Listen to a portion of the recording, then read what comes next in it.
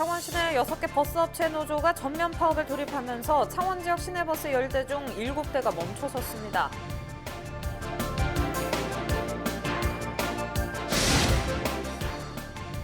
김해 대성동 고분군에서 동물 모양 청동 허리띠 고리 등 가야시대 유물이 잇따라 발굴됐습니다.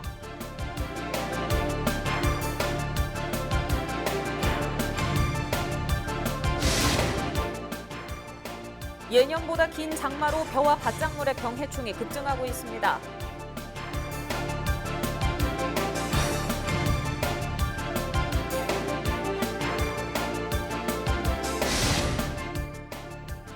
최근 수돗물에 대한 불신이 커지고 있는 가운데 창원시가 낙동강 수질 개선을 강하게 요구하고 나섰습니다.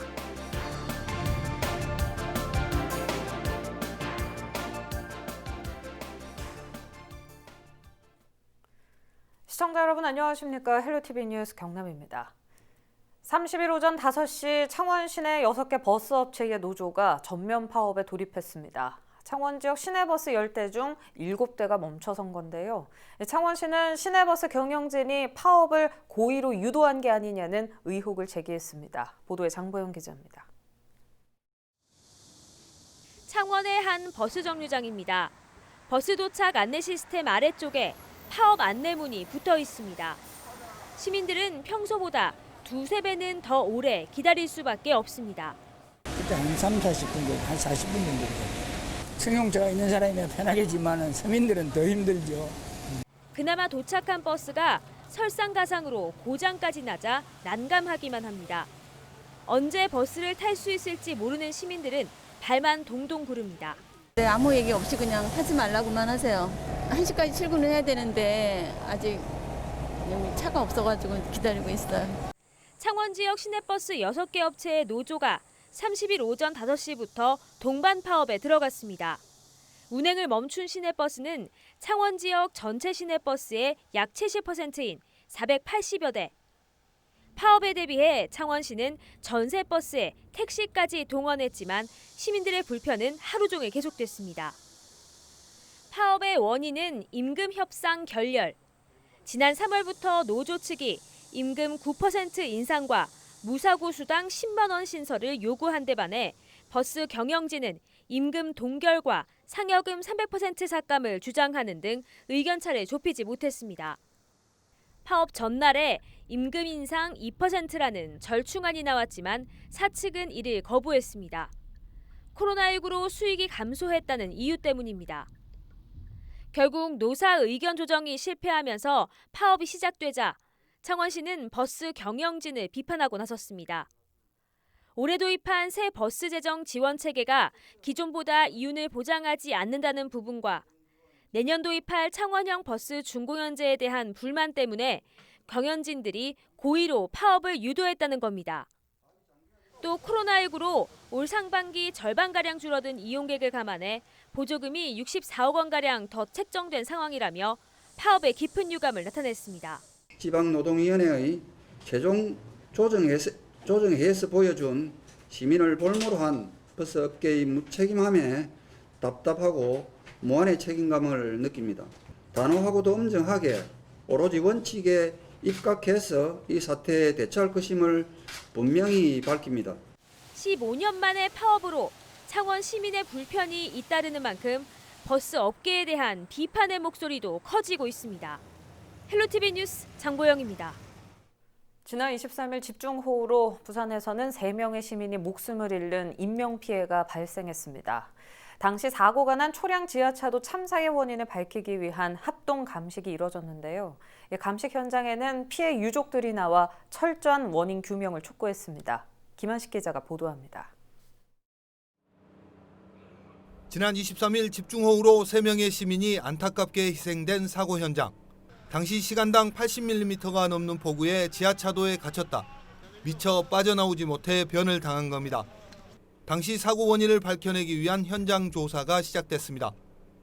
사고 일주일 만에 실시된 이번 합동 감식에는 민간 전문가와 국가수연구원, 경찰 합동으로 진행됐습니다. 이번 감식은 크게 3부분으로 나누어 진행됐습니다. 먼저 분당 20톤의 빗물을 처리할 수 있는 배수 펌프의 작동 여부입니다. 또 지하차도 넓이와 폭 등 구조적 문제와 주변 하수 배관 설계 등도 조사 대상입니다. 이와 더불어 사고 당시 만조의 영향으로 빗물이 정상적으로 배출되지 않았을 가능성에 대해서도 살펴보게 됩니다. 부산경찰청은 수사 전담팀 구성 등 본격적인 수사에 착수해 사고 당일 구청 상황 근무자를 조사한 데 이어 부서 실무자와 책임자 등을 불러 참고인 조사를 벌일 계획입니다. 경찰은 수사를 통해 지자체 대처나 사전 통제와 관련해 책임 소재를 가릴 예정입니다. 현장에서 감식 과정을 지켜본 피해자 유족들은 원인을 철저하게 규명해 줄 것을 촉구하며 법정 대응까지 예고했습니다. 그러니까 제시할 수는 없다. 법적으로 정해진 데는 없고 더 이상 해봤자 없으니까 소송을 하셔가지고 결과가 나오면 받아들이겠다. 그렇게 말씀을 마지막에 하시더라고요. 그래서 어쩔 수 없이 소송을 해야 되는 그런 부분이. 경찰은 사고와 관련한 각종 의혹에 대해 전반적으로 확인한 뒤 소환 조사 범위와 신병 처리 등을 결정할 방침입니다. 헬로티비 뉴스 김한식입니다. 네, 경남 지역에는 줄어드는 인구로 폐교 위기를 겪는 농어촌 학교들이 많은데요. 남해 고현에선 지역민들이 십시일반으로 학교에 전학만 오면 보금자리와 일자리를 제공하기로 해 눈길을 끌고 있습니다. 조진욱 기자가 취재했습니다. 남해 노량에 위치한 고현면 차면마을입니다. 많을 때는 130가구 정도 살았지만 점점 그 수가 줄더니 이젠 85가구 정도 살고 있습니다. 마을 곳곳엔 빈집도 보입니다. 애 울음소리가 나는 건 제가 알기로 한 7년 정도 되는 것 같습니다. 7년, 한 7, 8년 정도. 거의 10년 가까이 됐죠. 초등학교, 중학교 학생 수가 한 명도 없습니다. 지난해 인구 소멸 지역 전국 5위로 꼽힌 남해군. 특히 고현면은 남해에서도 세 손가락 안에 들 만큼 고령화 비율이 높습니다. 지역 학교들은 학생들이 없다 보니 늘 폐교 위기를 겪고 있습니다. 고현면의 초등학교가 3개였습니다. 하나 폐교가 되고 이미 없어졌고 중학교도 재작년에 폐교가 되고 없어졌습니다. 작년까지만 해도 31명이었습니다. 올해 22명, 9명이나 줄어들었습니다. 이런 현상이 급격하게 계속 일어나고 있습니다. 상황이 심각해지자 지역민들이 하나로 뭉쳤습니다. 지역 학교와 총동창회, 이장단, 농협 등 전방위적으로 학교 살리기에 나선 겁니다. 이들은 마을 곳곳에 빈집을 수리해 고현면으로 전학 올 가정에게 무료로 제공하고 농사지을 토지는 물론 영농 방법까지 돕기로 했습니다. 여기에 신입생에게는 소정의 장학금도 줄 계획입니다. 기농 기촌분들에게 농사 정보도 주고 또 인력 지원 사업도 하고 우리 농협에서 갖고 있는 농기계를 가지고 농사를 대신 지어주는 그런 사업도 하고 있습니다. 또한 농지도 우리가 임대를 또 알선해서 젊은 층들이 남해 고현에 오면은 편안하게 농사도 지을 수 있는 그런 환경을. 학생들도 반기고 있습니다. 직접 피켓도 만들고 어른들과 함께 거리 행진도 하는 등 친구들이 오기만 기다리고 있습니다. 이 피켓을 만들면서 우리 남해가 더 많이 알려지면 좋겠고 도마로 많이 와가지고 친구들이랑 더 재밌게 놀면 좋겠어요. 친구들이 많이 생기면 좀 더 막 친구들이랑 많이 재밌게 뛰어놀 수 있을 것 같아요. 친구들아, 고현처럼 빨리 와. 줄어드는 인구로 불씨가 꺼져가는 농어촌 지역 학교들. 지역민들이 함께 나서면서 온기를 되살릴 수 있을지 주목됩니다. SCS 조준욱입니다.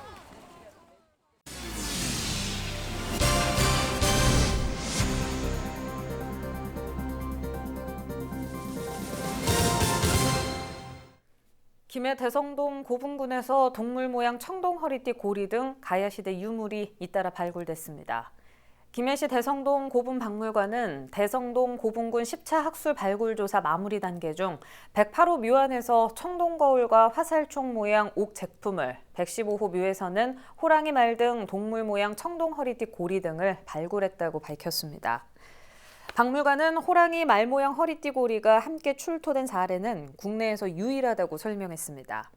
대성동 고분군은 금관가의 최고 지배층 묘역으로 사적 제341호며 특히 108호묘는 도굴되지 않은 온전한 상태로 국내 최초로 청동 화살촉이 무더기 발굴됐습니다. 예년보다 긴 장마로 벼와 밭작물의 병해충이 급증하고 있습니다. 경남도 농업기술원은 이른 장마에다 길고 많은 장맛비까지 이어지면서 벼 도열병과 벼 먹노린재, 고추 탄저병 등 각종 병해충 발생이 늘고 있다고 설명했습니다. 농업기술원에 따르면 도내 887헥타르의 논에서 벼 입도열병이 발생했으며 이는 평년 대비 2배 정도 되는 수치입니다. 매년 발생하는 벼 먹노린재는 친환경 농업지역을 중심으로 밀도가 주당 4-5마리로 예년보다 높아졌고 밭작물인 고추에도 탄저병과 세균 전문이병이 발생하고 있습니다. 경남농기원은 병해충 확산을 막기 위해 철저하고 세심한 방제 작업을 농가에 당부했습니다. 최근 수돗물에 대한 불신이 커지고 있는 가운데 창원시가 낙동강 수질 개선을 강하게 요구하고 나섰습니다. 허성무 창원시장은 30일 진해구 석동 정수장에서 낙동강 수질 악화는 창원시, 김해시 등 하류권 주민들의 생존권이 달린 문제라며 수질 개선이 없으면 수자원공사와 낙동강유역 환경청에 원수대금, 물이용 부담금 납부 거부까지 검토하겠다고 밝혔습니다. 허 시장은 앞서 지난 22일에도 칠서 정수장을 찾아 낙동강 수질 개선을 촉구했습니다. 창원시는 하루 낙동강물 약 30만 톤을 끌어와 칠서 취수장 등에서 정수 과정을 거친 뒤 시민들에게 수돗물로 공급합니다. 하지만 최근 몇 년 동안 여름철마다 녹조가 발생하면서 시민들의 불안이 커지고 있습니다. 경남에서 코로나19로 중단된 방과 후 학교의 수업 재개와 강사들의 생계 대책 요구가 이어지고 있습니다. 방과 후 강사노조 경남지부는 30일 경남도 교육청 앞에서 기자회견을 열고 장기간의 수업 중단으로 방과 후 학교 강사들이 고용 불안에 놓였다고 호소했습니다. 또 등교계약과 함께 방과 후 학교 수업을 시작한다는 교육부의 원칙도 지켜지지 않았다며 그로 인한 피해는 학생과 학부모가 떠안고 있다고 덧붙였습니다. 이들은 도교육청의 적극적 조치와 강사 생계 지원 방안 마련, 교육부의 휴업기간 강사료 보장 등을 요구했습니다. 부산대 양산 캠퍼스 미개발지 등에 대한 정부의 양산 강소연구개발특구 지정이 지난해에 이어 올해 또다시 무산됐습니다. 양산시는 최근 과학기술정보통신부가 강소특구 지정을 위해 개최한 제34차 연구개발특구위원회 심의에서 최종 탈락했다는 통보를 받았다고 전했습니다. 앞서 양산시는 부산대 양산캠퍼스를 기술 핵심 기관으로 부산대 양산캠퍼스 내 미개발지인 첨단산학단지와 인근 동면 가산산단을 배후 공간으로 설정해 전체 1.29제곱킬로미터를 특구로 지정해줄 것을 과기부에 신청했습니다. 하지만 기술 핵심 기관인 부산대 양산캠퍼스가 주요 평가 기준인 연구 개발 인력과 특허 출원 등의 정량 조건을 충족하지 못해 탈락한 것으로 알려졌습니다. 한편 양산은 지난해 6월 강소특구 지정 탈락에 이어 2회 연속으로 떨어졌습니다.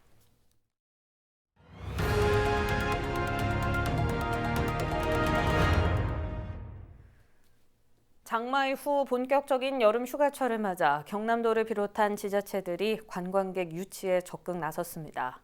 경남도는 부산, 울산시와 공동으로 운영하는 동남권 광역관광본부 차원에서 이 동남권을 방문하는 관광객에게 최대 20만 원의 숙박비를 포인트로 지급하는 여름 휴가 어디로 갈래라는 제목의 숙박비 지원 이벤트를 펼쳤습니다. 또 한국관광공사에서 추진하는 전국 근로자 휴가비 지원 사업과 연계해 숙박 또는 패키지 상품 등 경남 관광 상품을 구매하면 할인해주는 행사도 진행합니다.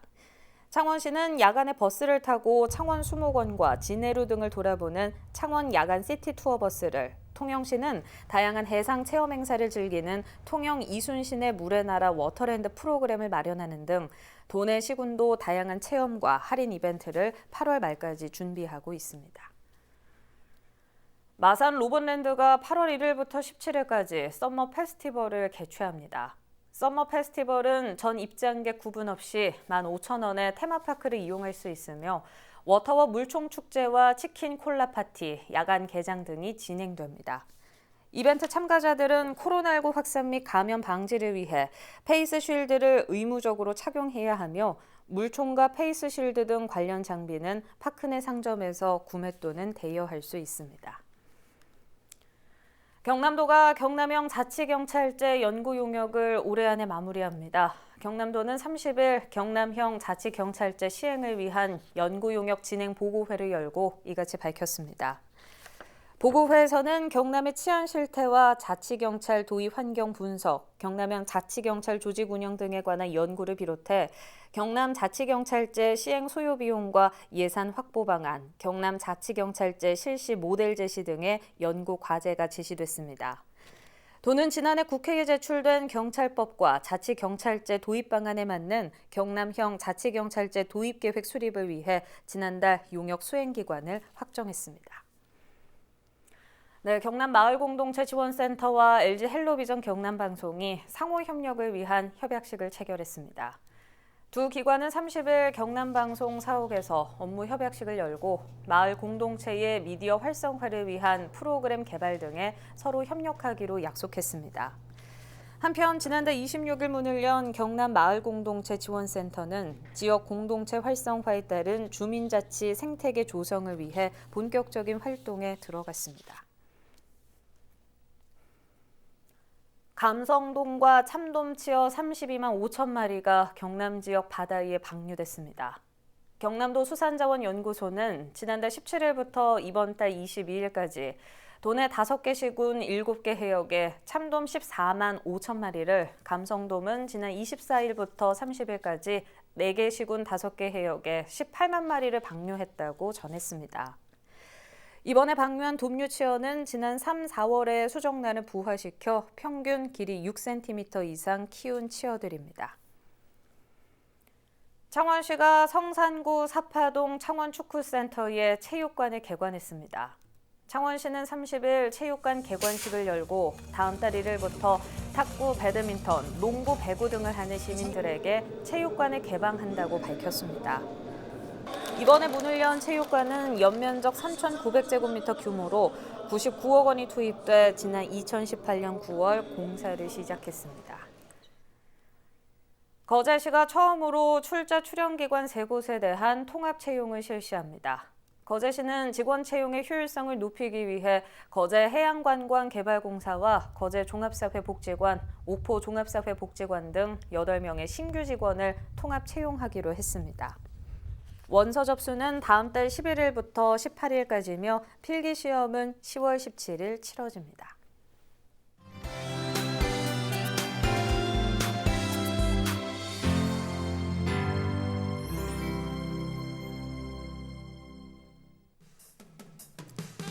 거창군에서 거창군 보건소와 함께 이장들과 지역 주민을 대상으로 이동 금연 클리닉을 운영했습니다.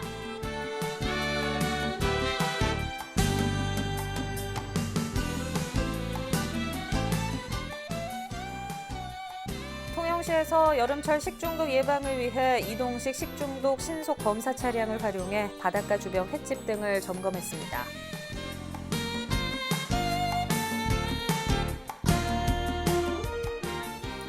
고성군이 코로나19로 폐업 위기에 있는 화훼 농가를 위해 안개초 생산 지원 사업을 추진했습니다.